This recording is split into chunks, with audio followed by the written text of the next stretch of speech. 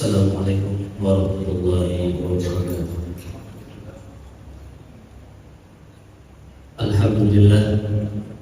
Alhamdulillahi rabbil alamin. Allahumma salli ala sayyidina Muhammad wa asyghil dhalimin bil dhalimin wa kharijna min bainihim salimin wa ala alihi wa sahbihi ajma'in.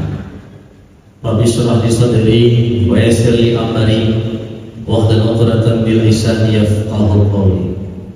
Qaddimu a'malakum lidar al-akhirah tajidu 'indaha fawza wa najah. Syukur alhamdulillah, pada hari berbahagia ini Allah masih memberikan kepada kita kekuatan, kesempatan, sehingga pada hari ini kita masih mampu untuk melaksanakan kewajiban, yakni melaksanakan puasa dan juga melaksanakan sholat zuhur secara berjamaah di masjid yang tercinta ini. Karena seseorang manusia akan menyesal di kemudian hari adalah salah satu penyebabnya dikala masa hidup manusia itu tidak pernah berangkat dan menuju ibadah dalam masjid, sementara di saat dia meninggal dunia banyak orang berbondong-bondong membawanya di dalam masjid untuk melaksanakan sholat jenazah. Maka ini merupakan satu hal yang sangat menyesal oleh seseorang manusia. Maka alhamdulillah pada hari ini kita masih sempat untuk menyisipkan waktu untuk melaksanakan sholat secara berjamaah. Ramadan sejahtera bersama-sama kita curahkan pada sosok revolusi Islam sedunia baginda Nabi besar Muhammad sallallahu alaihi wasallam, yang mana oleh baginda Rasulullah yang telah merubah pola pikir manusia dari berbagai penyembahan, dari berbagai ikutan. Maka dengan berkat Rasulullah tanya di Allahnya sudah mengikuti Tuhan yang berhak untuk disembah, yaitu ma'bud bil haq, yakni Allah Subhanahu wa ta'ala. Ma'asyiral muslimin rahimakumullah. Dalam kesempatan yang singkatnya, mari sama-sama kita mengaji kembali untuk mengulang kembali pesan daripada Luqmanul Hakim terhadap anaknya. Wahai anakku, bila kamu hidup dalam dunia bahagia dan sukses di dunia dan di akhirat, bahagia di dunia dan di akhirat, maka ingat wahai anakku, 4 hal yang perlu kamu lakukan. 2 hal yang sangat-sangat penting kamu lakukan dan kamu ingat, dan 2 hal yang perlu kamu lupakan. Apa 2 hal yang perlu diingat? Pertama adalah setiap kebaikan yang dikerjakan oleh orang lain terhadap kita, maka kita yang menerima manfaat, maka kita yang menikmati manfaat terhadap kebaikan orang lain, kita harus mengingat betul untuk apa? Agar dengan kebaikan yang dikerjakan oleh teman kita bisa bersyukur, kita bisa bernambah untuk bersyukur kepada Allah lewat kebaikan yang diberikan oleh orang lain. Yang kedua yang perlu kita ingat adalah setiap keburukan yang bersumber daripada pribadi kita terhadap orang lain. Di saat kita melaksanakan maksiat, di saat kita melakukan keburukan, maka setiap keburukan, setiap maksiat yang kita kerjakan dengan orang lain itu perlu kita ingat. Untuk apa? Agar kita perlu untuk introspeksi diri dan perlu agar kita bisa melakukan taubat kepada Allah. Kalau sampai kita lupa terhadap keburukan yang telah kita kerjakan, maka tidak akan pernah kita teringat untuk bertaubat. Ma'asyiral muslimin rahimakumullah. Keburukan dan maksiat itu adalah sangat banyak. Baik hanya berpikir bahwa maksiat dikala kita meninggalkan salat, di saat kita berzina, tidak, bukan hanya itu maksiat sesungguhnya.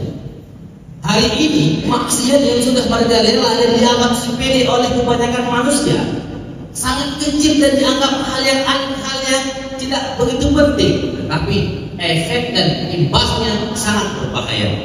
Contoh, hari ini sudah marak judi online. Apakah itu bukan maksiat? Maksiat itu perkara yang kecil. Malah kebanyakan manusia dianggap itu hal yang biasa karena sudah lumrah terjadi di mana-mana. Nah, di sana judi online itu sudah marak. Syirk hari ini sudah merajalela. Di mana terjadi? Di Kabupaten Biren, di Aceh Utara, di seluruh provinsi.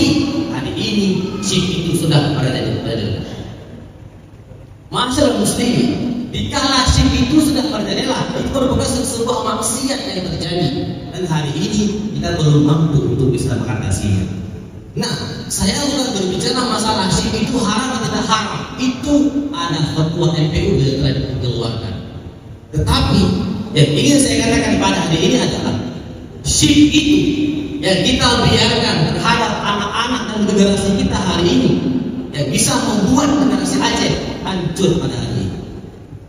Sodetil turun, setiap desa, setiap kecamatan di Kabupaten Biren tidak lahir anak syirk. Belum ada jamin untuk anak lahir anak syirk. Bahkan di setiap desa, di setiap kecamatan hari ini banyak, baik yang remaja, yang dewasa, malah yang sudah tua, mereka ingin sama-sama melakukan judi online. Syirk itu di sana sudah merajalela. Kita anggap itu hal yang sepele, hal yang penting. Tetapi dikala bertanjung adanya tetap tabungan dan tabiaran kepada generasi kita, maka hancurlah tentu ke depan. Muronyo maka dulu dimensi jawabannya karena ada keuntungan di balik ke depan. Kan mungkin secara logika guru mulai menggrek hingga sampai tubuh menjaga sampai belum menyehana kepentingan lewat keuntungan. Amin. Nah, pertanyaannya, Paduk menang 0x 1 juta, oke, 2 juta terserah. Tapi ketahuilah, di sampai yang terkumpul lewat kemenangan di situ, kita konsumsi, kita beri makanan kepada anak-anak, tabel mie, tabel kue, tabel susu. Ketahuilah, apa yang kita konsumsi itu menjadi darah. Darah itu diproses, maka disalurkan kepada seluruh tubuh lewat urat-urat yang ada dalam tubuh. Darahnya yang bersumber daripada wajib Pak Udai, darahnya belum Pak Beliau, tidak malam bigo, itu tak lagi darahnya, artinya menyebar seluruh tubuh yang sebahagiannya diproses menjadi mani, menjadi sperma. Sperma inilah yang akan masuk dalam rahim perempuan di saat kita menikah, di saat kita sudah memiliki istri. Akhirnya dari mani itu, sperma itu akan diproses menjadi seorang bayi. Maka bayi inilah yang akan lahir, yang bersumber daripada sperma bersumber daripada darah bersumber daripada uang syirk. Maka hari ini lahirlah anak-anak syirk di setiap daerah.